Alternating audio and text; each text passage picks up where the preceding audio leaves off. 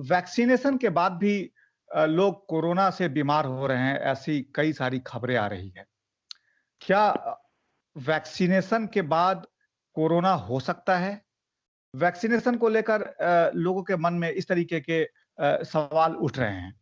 इसको थोड़ा-सा आप साइंटिफिक तरीके से विस्तार से बताइए कि क्या वैक्सीनेशन के बाद कोरोना हो सकता है या नहीं हो सकता? अगर हो सकता है, तो फिर वैक्सीनेशन लेने का फ़ायदा क्या है?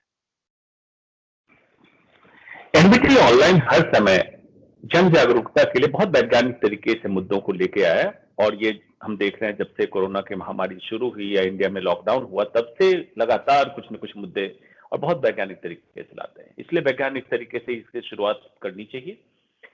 जरूरत है समझने की वैक्सीनेशन, संक्रमण और कोरोना की बीमारी को कोविड-19 कहते हैं। अंतर क्या है तीनों में?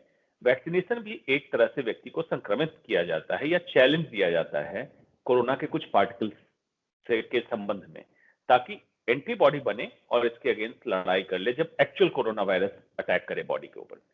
संक्रमण क्या है?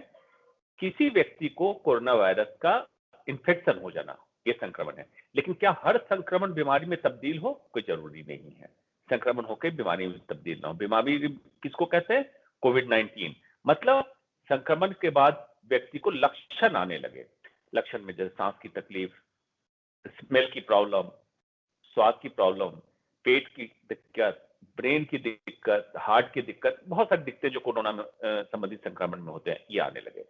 तो क्या है वैक्सीनेशन से कोरोना का जो तालमेल जोड़ा जा रहा है? पहली बात, कोरोना वैक्सीन लगने से कोरोना नहीं होता है। पहली सच्चाई ये है। दूसरा, कोरोना वैक्सीनेशन के बाद भी कोरोना का संक्रमण क्या हो सकता है? बिल्कुल हो सकता है। कंपनी बता रही है, 2 अलग-अलग कंपनी जो इंडिया में है, कि किसी का 72% से 80% के बीच में प्रोटेक्शन रेट है। इसका मतलब ये हुआ कि अगर 100 व्यक्ति को वैक्सीन लगेगा, तो इसमें से 72 से 80 व्यक्ति प्रोटेक्ट होंगे, मतलब सुरक्षित होंगे, 30 व्यक्ति सुरक्षित नहीं होंगे।